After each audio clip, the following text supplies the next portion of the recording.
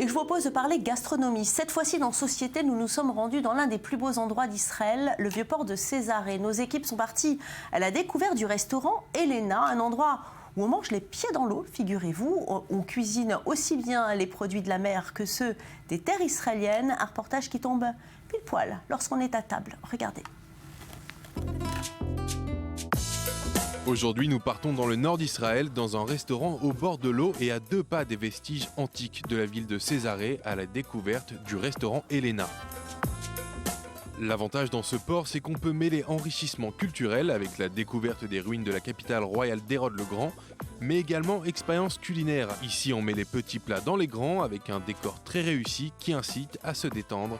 Dans la cuisine, nous retrouvons Amos Sion pour cette exploration abyssale. Pour commencer, je vais préparer un carpaccio de maquereau de la Méditerranée. On dispose le poisson sur le plat, je l'ai coupé très fin intentionnellement, des tomates cerises, du tobiko, donc des œufs de poisson volant, de l'huile d'olive, du piment rouge et vert, un sorbet au concombre et à l'arak que je place au centre du plat. L'idée, c'est de manger le poisson imprégné du goût de glace. Juste avant de servir le carpaccio, je presse un citron frais. Ici, c'est une terrine faite à partir de foie d'oie qui a été préparée sous vide. Il y a du cognac, des pistaches, des raisins, du sel et du poivre. On ajoute du balsamique vieilli, on pose la terrine, des poires pochées au vin, des clémentines confites, des épices, du beurre et des petits toasts, et on finit avec le jus de cuisson des poires. Nous avons le plaisir d'accueillir la fraîche et pétillante Sarah Martinez pour cette aventure gustative. Ce mélange d'autant d'ingrédients, en fait, ça peut être surprenant, mais en fait, ça donne un équilibre au plat. Entre le poisson, la glace, les œufs, c'est très très bon. Cette sauce, c'est délicieux. Peut-être le beurre, c'est un peu trop. Bon, déjà que la terrine est riche et que la poire confit, c'est aussi très sucré.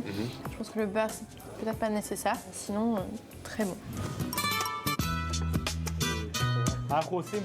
Pour le plat principal, je vais préparer un shawarma de poisson maigre. Je commence par ajouter de la trina, j'ajoute des radis, des olives, et ça c'est le poisson maigre préalablement découpé.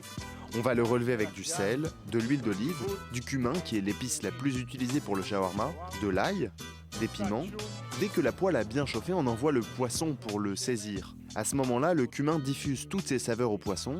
J'ajoute des courgettes bouillies, des oignons grillés et des tomates. Et maintenant, je dispose les ingrédients dans l'assiette.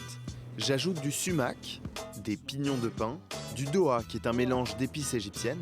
C'est un plat très amusant et épicé.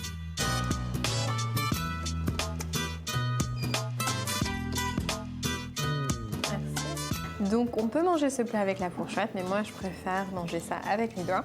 Donc on va essayer ça avec du pain. Là, par contre, je suis pas très d'accord avec le chef parce que là, la sauce, elle prend vraiment le dessus sur le poisson. Et le poisson se noie complètement dans la sauce trina et il perd son goût. Ouais. Un de nos desserts maison est une glace à la trina et au silane. Une pâte feuilletée phyllo avec de la cannelle et du sucre. On ajoute la glace, on ajoute de la trina et du silane sur la préparation. On finit avec de la halva et une feuille de menthe.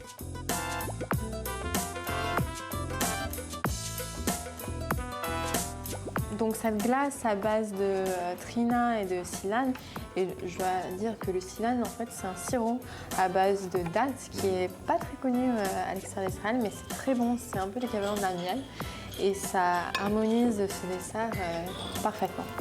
On commence avec la focaccia faite maison pour 5 €, une terrine à l'oie à 16 €, un carpaccio de maigre pour 13,50 €, un surprenant shawarma revisité au poisson à 11 € et pour finir en beauté, un dessert trina silane pour 9 €. Allez, il faut l'avouer, ce coup-ci, on est sur du très haut niveau, tant par le contexte du restaurant que sur ce qu'on retrouve dans l'assiette. C'est bon, c'est frais, c'est beau et en plus, ça les vaut. Passer au Elena, c'est la garantie d'un moment agréable.